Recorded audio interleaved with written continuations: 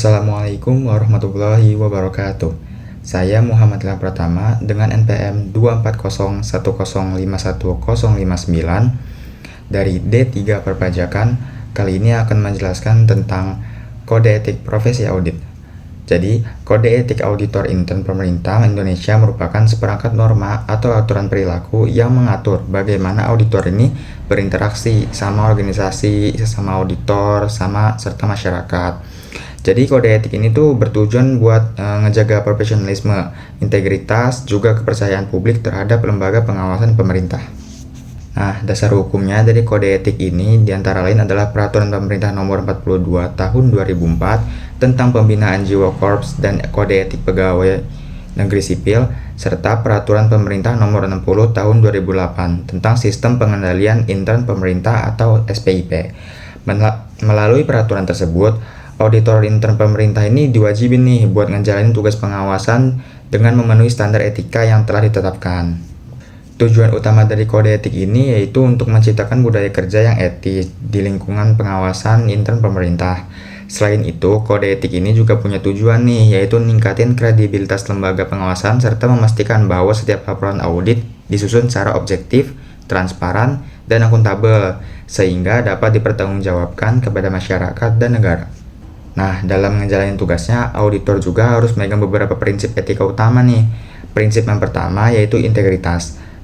Integritas berarti auditornya harus bersikap jujur, berani menyampaikan kebenaran, juga nggak mudah terpengaruh nih oleh tekanan dari pihak manapun. Auditor ini juga dilarang buat menerima gratifikasi atau pemberian dalam bentuk apapun yang berkaitan dengan jabatan atau pekerjaannya.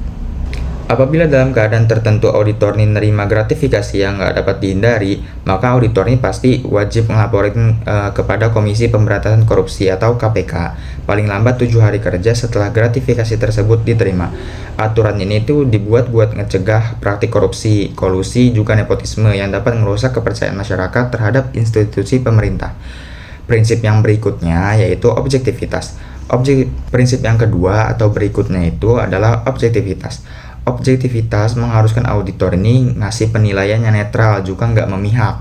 Auditor ini harus menghindari nih konflik kepentingan, misalnya mengaudit unit kerja yang dipimpin sama keluarga atau kerabat dekat. Jika hal tersebut terjadi, maka auditor ini harus mundurin diri dari penugasan agar hasil audit tetap independen. Yang ketiga dan selanjutnya, selain itu auditor ini juga harus memegang prinsip kerahasiaan. Semua informasi yang diperoleh selama proses audit harus dijaga kerahasiaannya. Juga nggak boleh digunain nih buat kepentingan pribadi atau pihak lain secara nggak sah. Informasi tersebut ya cuman boleh digunain buat kepentingan pelaksanaan tugas pengawasan aja. Prinsip yang lainnya adalah kompetensi. Auditor nih dituntut buat punya pengetahuan dan keterampilan yang memadai dalam menjalankan tugasnya.